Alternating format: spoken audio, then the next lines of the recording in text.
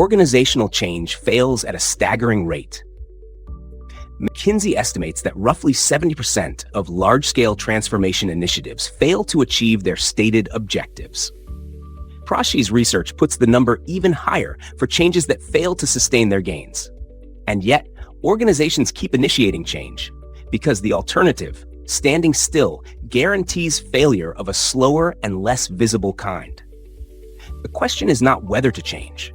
It is why change keeps failing and what the leaders who actually succeed at it do differently. The answer is almost never about the technical content of the change. The strategy can be sound, the technology can be excellent, and the business case can be bulletproof. And the change still collapses. Because change does not happen to organizations. It happens to people. And people, without effective leadership, do not change. They resist, they comply superficially, or they wait for the initiative to lose executive momentum and quietly return to the old way. The first milestone is understanding the change curve and leading people through it. John Kotter, William Bridges, and Prosci's ADKAR model all point to the same fundamental truth. Change is not an event, it is a psychological transition. People move through predictable stages: awareness, understanding, adoption, commitment, and they move at different speeds. The manager's job is to know where each team member is in that progression and provide the right intervention at the right stage. Someone who has not yet accepted the need for change does not need training on the new system. They need a compelling case for why the status quo is no longer viable. Someone who understands the why, but lacks the skills, needs capability support, not more motivation. Matching the intervention to the stage is the core discipline of effective change leadership. The second milestone is building the case for change with urgency and clarity. Kotter's seminal work on change leadership establishes this as the first and most foundational step. Without a genuine sense of urgency, not panic, but clear-eyed recognition that the current approach carries real cost, organizational inertia will win. The case for change must answer 3 questions for every person it reaches. Why must we change? What happens if we do not? What will be better on the other side? The answers must be specific, honest, and personally relevant. The market is evolving, does not create urgency. Our 3 largest competitors have adopted this approach, and we have lost 2 major bids to them this quarter. Does. Specificity converts abstract threat into tangible motivation. The third milestone is building and sustaining a coalition of change leaders. No change initiative survives on executive sponsorship alone. Changes that succeed have visible champions at multiple levels of the organization. Respected peers and managers who model the new behavior, who answer questions from a place of credibility, and who signal to their networks that this change is real, supported, and worth investing in. Identify these individuals early. Brief them before the broad announcement. Equip them with the information and language they need to lead their own networks through the transition. Research from Prosci consistently shows that the single most predictive factor in change success is the quality of change sponsorship and management, not the quality of the plan. Here is the trap that destroys more change initiatives than any other. Leaders announce the change, deliver 1 or 2 communications about it, and then move on to other priorities, expecting the organization to continue the transformation on momentum. It does not. Change requires active reinforcement. Progress needs to be celebrated visibly. Early wins need to be amplified. Obstacles need to be removed publicly and promptly. And resistance, when it emerges, as it will, needs to be engaged rather than suppressed.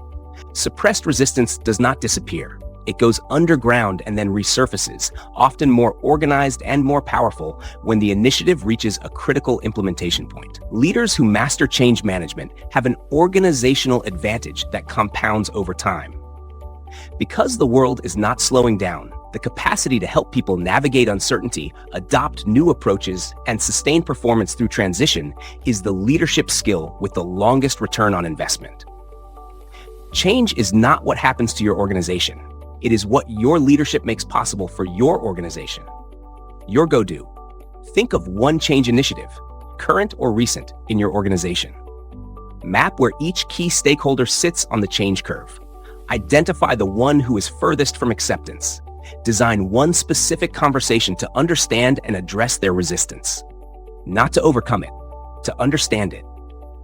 What you learn will tell you what the initiative is still missing.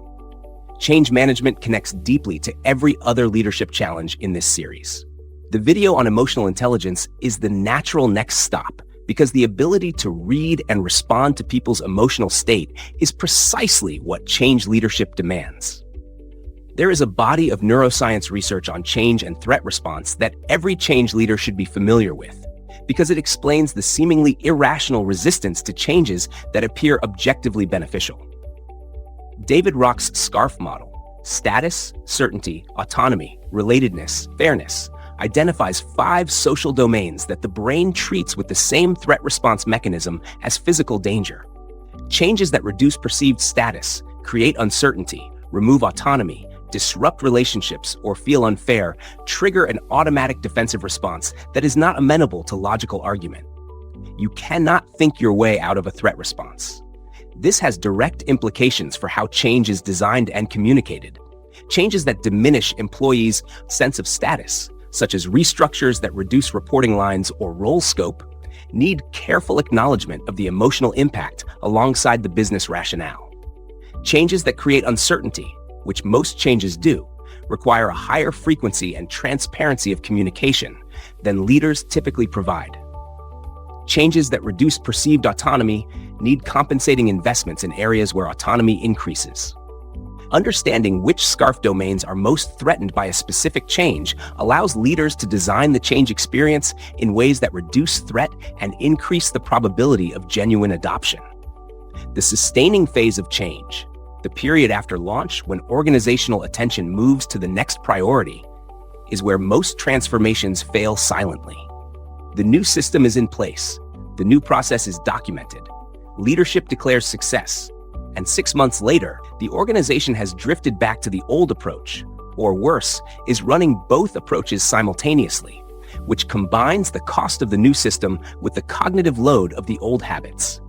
Sustaining change requires the same intentionality as launching it: visible leadership reinforcement, recognition of people who model the new behavior, ongoing measurement of adoption, and the disciplined removal of the old behavior's safety valves.